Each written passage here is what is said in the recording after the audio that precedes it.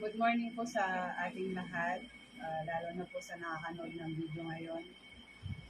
Ako nga pala si Nova Balbuena Pueblos from St. Jude. Magte-testimony lang po ako about dito sa salamin. Ito kasi pinasuot sa akin, pero ito po talaga yung yung nabili ko siya. Dati po kasi marami po akong nararamdaman talaga. Ang una ko pong nararamdaman noon, yung meron po akong allergy na pina-check ko na rin sa doktor. Nag-take ako ng mga gamot na loratadine kasi bawal ako sa mga alikabok. Tapos lagi akong bumabahid. Parang may barado sa ilong ko, tapos nakakonek sa ulo na masakit siya, tapos nahihilo. Tapos hirap din akong matulog minsan. Pero nung nalaman ko tong salamin na to kay Ate Risa, sabi niya sa akin, baka gusto mong i-try yung salamin, sabi niya. Yung mga nararamdaman mo na yan, sabi niya, mawawala, sabi niya. Nung una, hindi talaga ako naniniwala. Kasi sabi ko, mayroon ako tinitake na gamot, sabi ko. Tapos sabi niya, Teresa, basta i-try mo lang kasi salamin lang naman yan, sabi niya. Tapos, kumuha ako sa kanya, yung halagang Bitcoin na ito nga siya. Tapos, tinry ko siya. Nung una, parang may naramdaman ako na nahihilo talaga ako.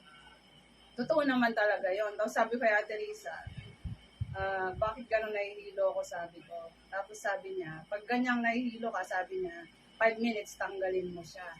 Tapos then, isuot mo ulit pagkatapos ng 5 minutes. Ginawa ko naman po yun. Tapos hanggang sa araw-araw ko na siyang sinusuot.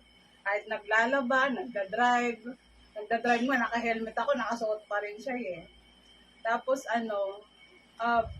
mararamdaman mo talaga sa sarili mo yung pagbabago na paunti-unti. Hindi ko siya pinapansin.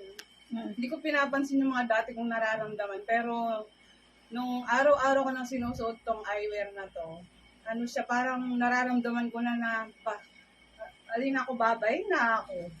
Tapos yung hindi na rin ako hirap matulog. Talagang pampatulog ko yung salamin na to. Pag hindi ako inaantok, susuot ko lang siya hanggang sa nakakatulugan ko na sa mata ko yung salamin. Malaking ginhawa na po yung naramdaman nyo ngayon. Oo, tsaka napansin din ng husband ko na, Otjo, alin nakababay ni kasi lagi niya pong naririnig na gumaganon talaga ako pag galing ako sa biyahe.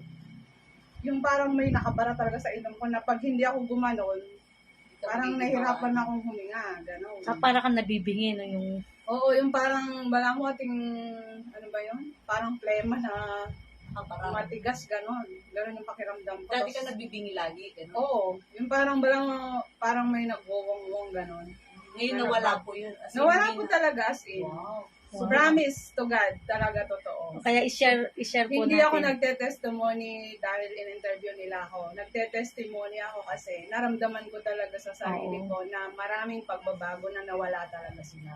Wow. Subukan din nila. At saka siya, strengthen siya sa katawan.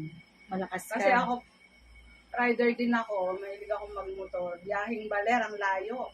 Sabi sa akin ng ako lang yung babaeng nag-drive hanggang Baler. May angkas pa ako, pero sila, mga kasama ko lalaki. Yung mga hipag ko, bayaw, magkakaangkas sila. Ako lang yung babaeng nag-drive hanggang Baler. Hindi ka napagod. Oo, daw sabi nila, kasi kan mo nga daw, bala mo, ali ka papagal. Parang di daw po ako pagod hanggang Baler pa yung biyahe. Talagang ang lakas po talaga ng sa katawan. Kaya i-share natin sa ano. Okay. Salamat po. Okay, salamat po.